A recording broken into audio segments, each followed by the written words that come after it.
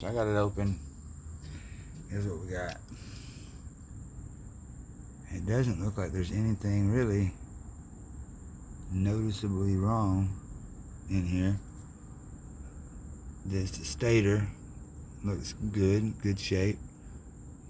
I don't see any metal clumps or anything to make that noise, so that means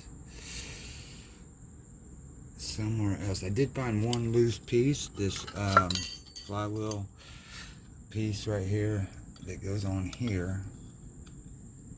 It was off, so it would have been rattling in there, but I don't know that that's what made that clinking sound.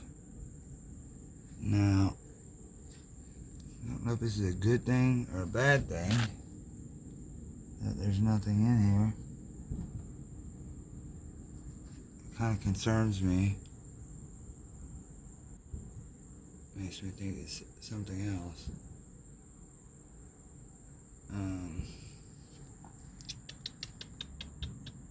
So, now that we check this seems to be perfectly fine. We'll head on to the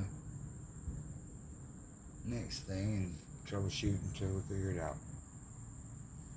Thank you.